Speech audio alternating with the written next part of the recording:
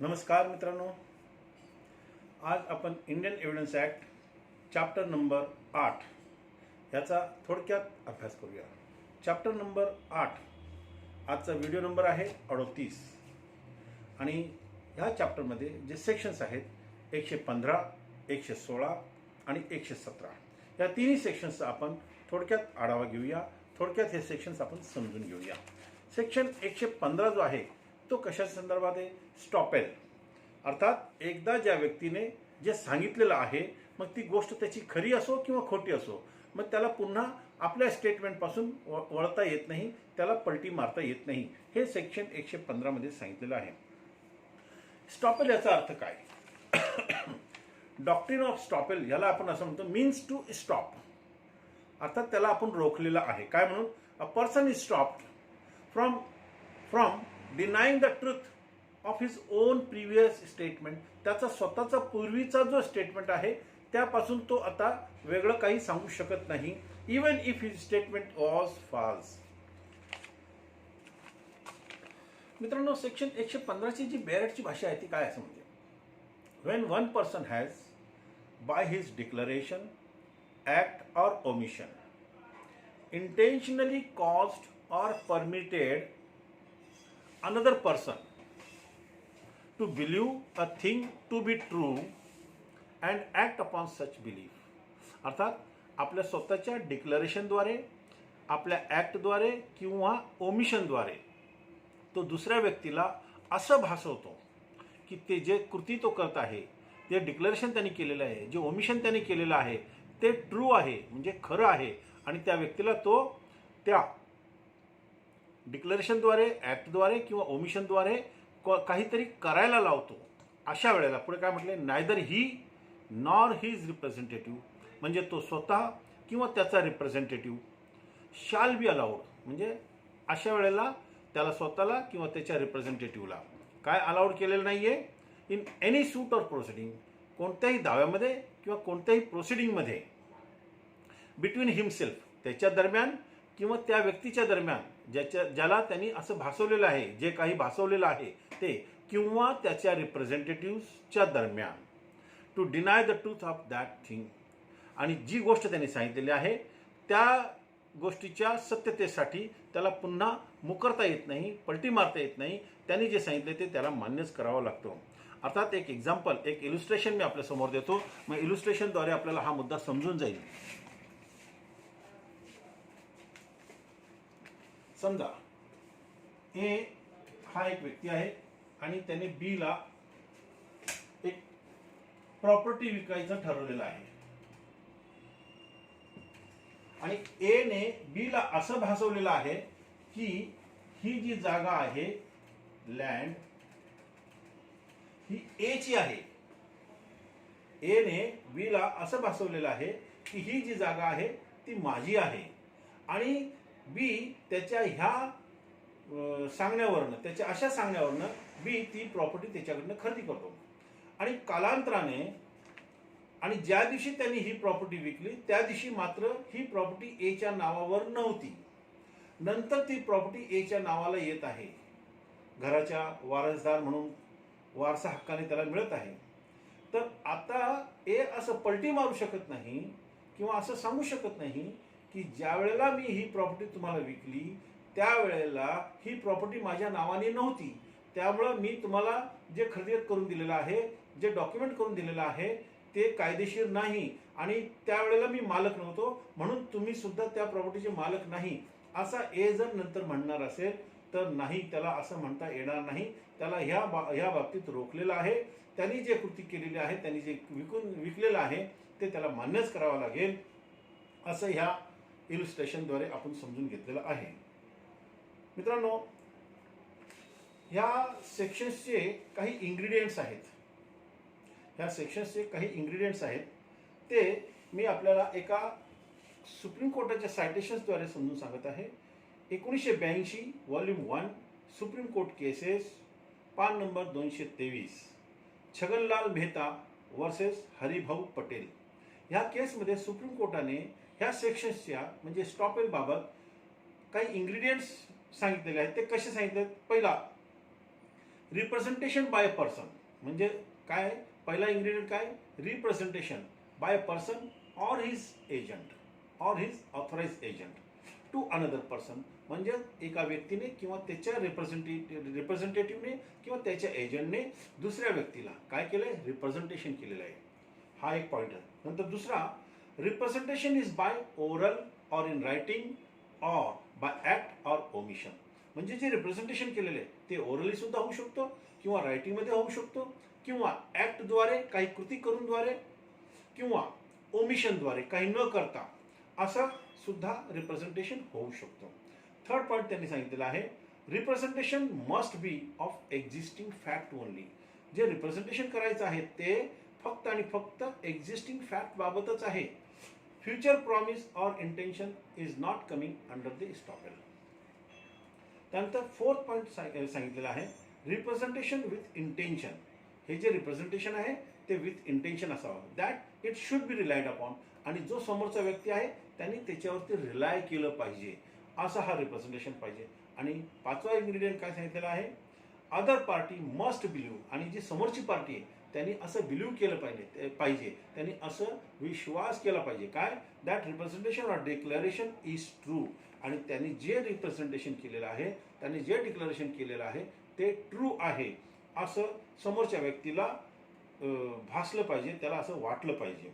आणि पुढे काय म्हटलंय, 6वा number, act must be done, म्हणजे ह्या रिप्रेझेंटेशनद्वारे ह्या डिक्लेरेशनद्वारे त्या व्यक्तीने ह्या रिप्रेझेंटेशनला खरं आहे असं मानून त्याच्यावर ऍक्ट केलं पाहिजे काय, act must be done by the party who believed it to be true, आणि ज्या व्यक्तीने असं विश्वास केला की हे खरं आहे त्या व्यक्तीने काहीतरी केलं पाहिजे, कृती केली पाहिजे त्या व्यक्तीने.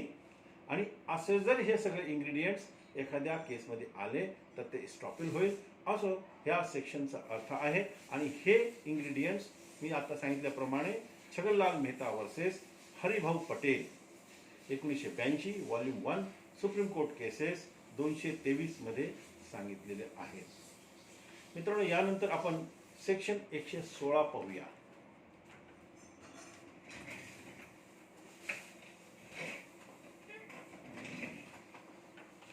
एकशे 16 मध्ये काय सांगितलेलं आहे, estoppel by tenant and of licensee of person in possession, अर्थात जो भाडेकरू आहे किंवा जो लायसेन्सी आहे, म्हणजे लिव्ह अँड लायसेन्सवर ज्या वेळेला त्याला प्रॉपर्टी दिलेली असते, अशा वेळेला जो भाडेकरू आहे किंवा जो लायसेन्सी आहे तो भविष्य काळामध्ये आणि during the continuance of the tenancy or during the continuance of the licence period असं डिनाय करू शकत नाही, असं म्हणू शकत नाही की ज्या वेळेला हा भाडे करारनामा केला म्हणजे सुरुवातीला किंवा ज्या वेळेला हा लायसेन्स क्रिएट केला गेला त्यावेळेला त्या लँडलॉर्डला असा भाडे करार करण्याचा हक्क नव्हता किंवा त्या लायसेन्सरला असा लायसेन्स देण्याचा हक्क नव्हता, असं ह्या सेक्शन 116 मध्ये सांगितलेलं आहे. आता बेरेट काय म्हणतोय, अगदी सिंपल आहे, मी आपल्याला वाचून दाखवतो. No tenant of immovable property or person claiming through such person, म्हणजे कोणताही भाडेकरू जो एखाद्या प्रॉपर्टीचा भाडेकरू आहे तो किंवा त्याच्या वतीनं दुसरा व्यक्ती, त्याच्या वतीनं जो क्लेम करत आहे तो व्यक्ती, claiming through such tenant shall during the continuance of tenancy, shall during the continuance of such tenancy, हा शब्द महत्वाचा आहे, हा वाक्य महत्वाचा आहे, during the continuance of the tenancy be permitted to deny, त्याला असं डिनाय करण्याचा अधिकार नाही, that landlord of such tenant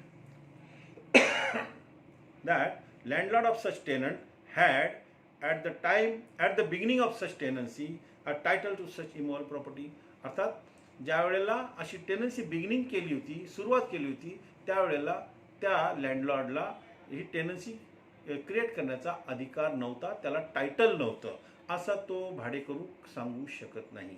हा झाला एक पार्ट. आता लायसेन्सी बद्दलचा second part. And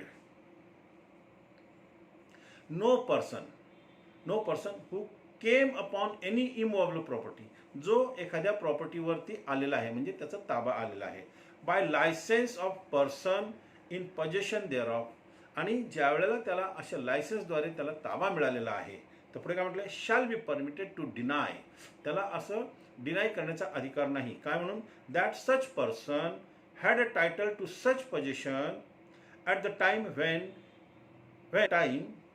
when such license was given. ज्या वेळेला असा लायसन्स दिला त्यावेळेला त्या व्यक्तीला असा लायसन्स करण्याचा अधिकार नव्हता, असं तो लायसन्सी सांगू शकत नाही. आता यामध्ये मी आपण एक एक्झाम्पल आपल्याला पुन्हा देतो आणि मग आपल्याला हा पिक्चर जास्त क्लिअर होईल.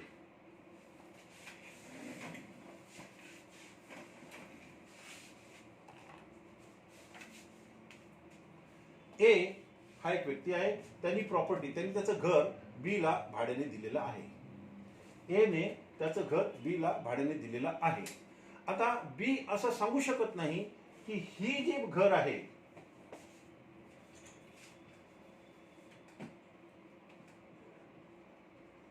हे हाऊस ज्यावेळेला त्यांनी भाड्याने दिलं त्यावेळेला त्या लँडलॉर्डला भाड्याने देण्याचा अधिकार नव्हता किंवा त्याला टायटल नव्हतं. तसंच जर हे घर त्याने लिव्ह अँड लायसन्स वरती दिलेलं असेल तर बी असं सांगू शकत नाही की ए ला लिव्ह अँड लायसन्स वरती देण्याचा अधिकार नव्हता, असा बी क्लेम करू शकत नाही किंवा असं बी असा डिफेन्स घेऊ शकत नाही.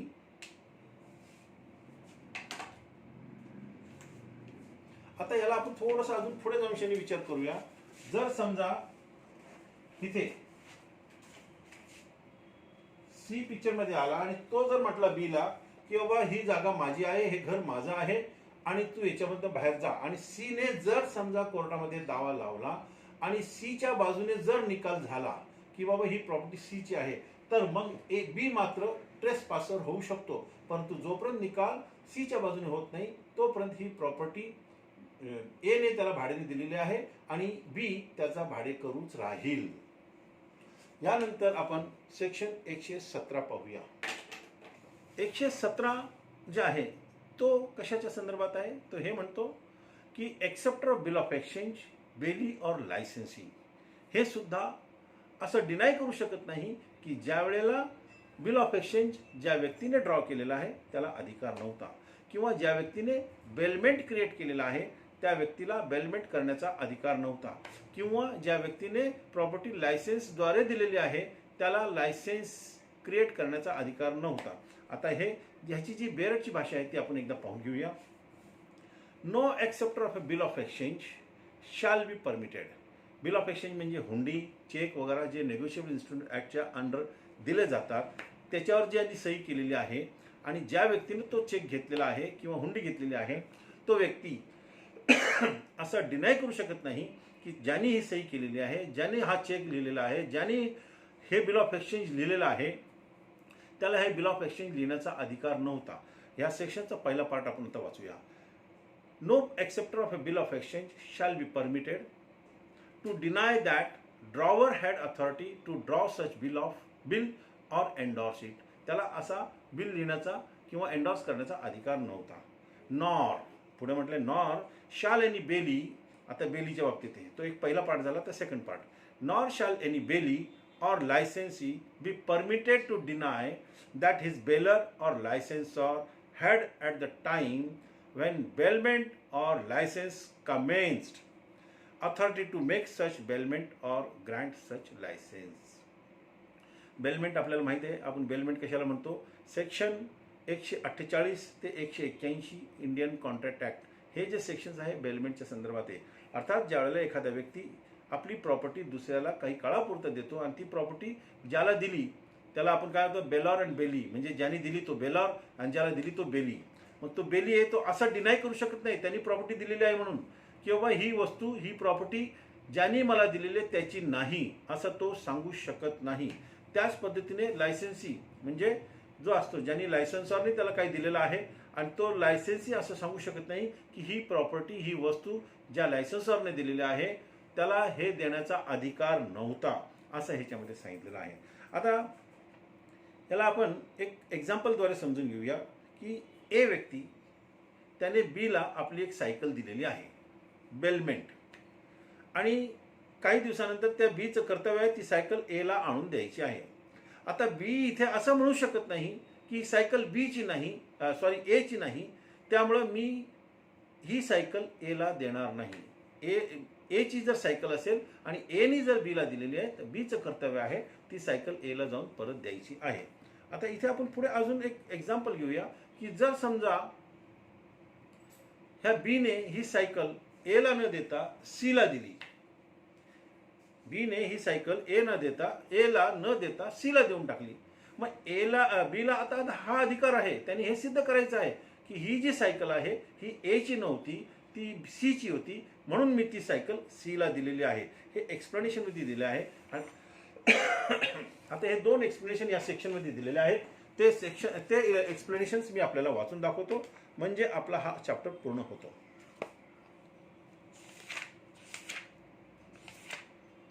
एकशे 17 मध्ये जे एक्सप्लेनेशन दिलेले आहेत ते आपण पाहूया.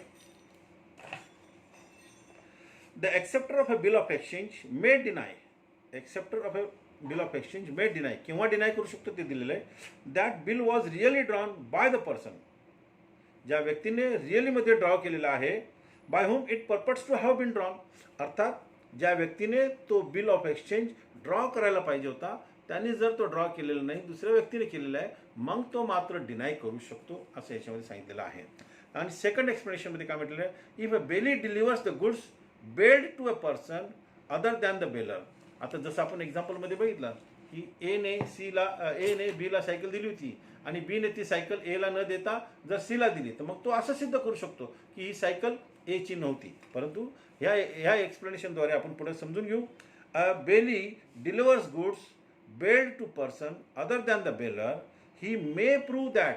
तो असं सिद्ध करू शकतो काय, that such person had a right to them as against the bailor. आणि ही बेलरनी जी सायकल माझ्याकडे दिलेली आहे, एनी जे माझ्याकडे दिलेली आहे, हे त्याच्या अगेन्स्टमध्ये सीला राईट होतं, म्हणून ती सायकल मी सीला दिलेली आहे. असं ह्या सेक्शन्सचा अर्थ आहे. अर्थात सेक्शन 115, 116 आणि 117 हे तिन्ही सेक्शन्स स्टॉपेलच्या बाबतीत आहे. अर्थात एकदा व्यक्तीने जे सांगितलं, मग ते एकदा त्यांनी सांगितलं तर मग ती त्याची दगडावरची रेष आहे, त्याला ते पलटी मारता येत नाही. त्यांनी खोटं जरी सांगितलं असेल तरी सुद्धा ते खोटं त्याचे स्टेटमेंट त्याच्या अगेन्स्टमध्ये कोर्टामध्ये सिद्ध करता येईल आणि त्याला त्या स्टेटमेंटवरती बाइंडिंग राहावं लागतं. मित्रांनो, मला वाटतं सेक्शन 115, 116, 117 जो हे तिन्ही सेक्शन्स जे स्टॉपेलच्या संदर्भात आहे आपल्याला नक्कीच समजले असतील. आणि त्यामुळे आणि आता आपला हा जो चॅप्टर नंबर 8 आहे हा पूर्ण झालेला आहे. यानंतर आपण चॅप्टर नंबर 9 पुढचा जो आहे तो विटनेसेसच्या संदर्भात आहे, ते आपण सुरुवात करूया. मित्रांनो, आपल्याला जर माझे व्हिडिओ आवडत असेल तर आपण नक्की सबस्क्राईब करा, आपल्या मित्रांना पाठवा. माझं यूट्यूब चॅनल आहे SR Goyal, advocate SR Goyal, म्हणजे ADVSR गोयल. आणि माझा मोबाईल नंबर आहे 9960977925. धन्यवाद.